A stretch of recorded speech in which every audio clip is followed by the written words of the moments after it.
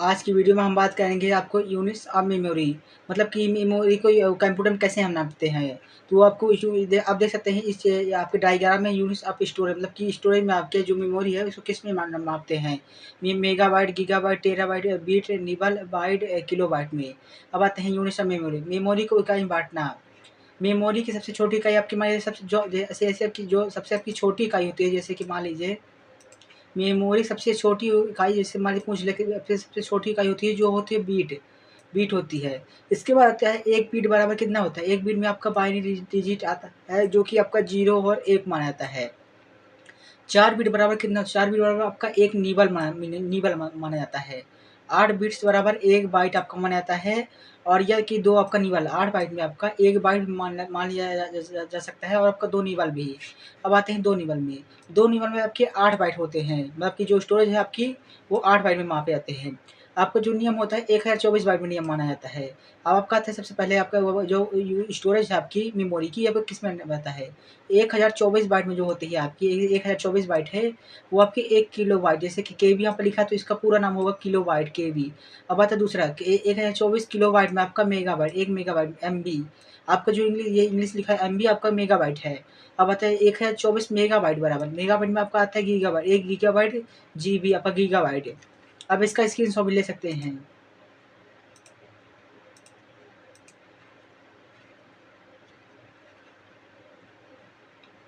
अब आते हैं हम दूसरे टॉपिक में। अब आता है आपका ये 1024 गीगाबाइट बराबर 1 टेराबाइट। 1024 गीगाबाइट बराबर आपका आता है 1 टेराबाइट। टीबी, टीबी से आप ध्यान रखिए, टीबी के टेराबाइट।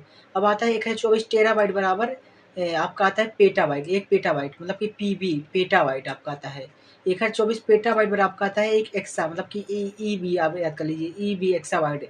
अब 1024 एक्साबाइट बराबर आपका आता है 1 जेटाबाइट, जेडबी, जेबी आपका जेटाबाइट में आता है। अब आता है एक है 24 योटा बाइट, जेटा बाइट बराबर योटा बाइट, आप इस तरह कर सकते हैं। टीबी के बाद पीबी, पीबी के बाद ईबी, ईबी के बाद जेडबी, फिर बाई बी। इस तरह आप याद कर सकते हैं। एक बार एक है 24 योटा बाइट बराबर एक आपका ब्रोटा बाइट आता है। इस तरह ब्रोटा बाइट बराबर की जो मेन मुख्य मेमोरी है। अब जो आपकी सबसे लास्ट मेमोरी है बोटा बाइट बराबर आपकी 1024 बोटा बाइट बराबर एक जियोपा बाइट। आपकी जो सबसे बड़ी, ये देखिए जो आपकी सबसे बड़ी मेमोरी होती है जियोटा बाइट, आपकी जो मेमोरी नापी जाती है आपकी मेमोरी उसमें कंप्यूटर की स्टोरेज में, आपकी जियोपा बाइट आपकी मुख्य मेमोरी होती है। मेमोरी आपकी ये रैम हो गई। अब आती है यूनिट मेमोरी, सबसे यूनिट जियोपा बाइट है आपकी। इसी के उदाहरण के तौर पर जैसे कि आपके पास कोई आपकी सिम है, मान लीजिए आप उसका अनुमान लगा सकते हैं, जैसे कि आप किसी कोई सिम में मान लीजिए आपको 1 जीबी डेटा में आपको 1 जीबी डेटा में एक 1024 जो आपको मतलब कि एमबी डाटा मिलता है, 1024 एमबी डाटा आपको मिलता है। तो इसी प्रकार ठीक है, जैसे कि मान लीजिए उसी प्रकार मान लीजिए आप जैसे कि एक जीबी हमको 1024 डाटा मिलता है। ठीक उसी प्रकार कंप्यूटर में मेमोरी को इकाई को हम बाइट्स के रूप में मानते हैं। आपने कभी गौर किया होगा, जो आपने कभी ध्यान से देखा होगा 1 जीबी डाटा में आपको 1024 एमबी ही डाटा मिलता है आपको। इस तरह से क्या मांगे गए।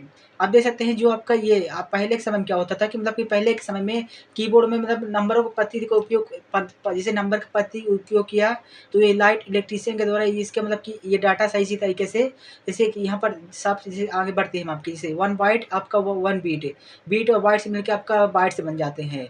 बाइनरी डिजिट संख्या का मतलब वह है कि जो भी हम डाटा कंप्यूटर में डाल देते हैं, वह डाटा कंप्यूटर में जाने के बाद बाइनरी संख्या में, जैसे कि हम यहाँ पर कुछ भी हमने डाला, मतलब कि एक दबाया तो अब ऑटोमेटिक ये चेंज होगा, यहाँ पर इलेक्ट्रिसिटी द्वारा ये चेंज होगा डाटा यहाँ से यहाँ पे दूसरी तरह, मतलब कि अपने समूह में वो डाटा ले लेगा, ट्रांसलेट की तरह है।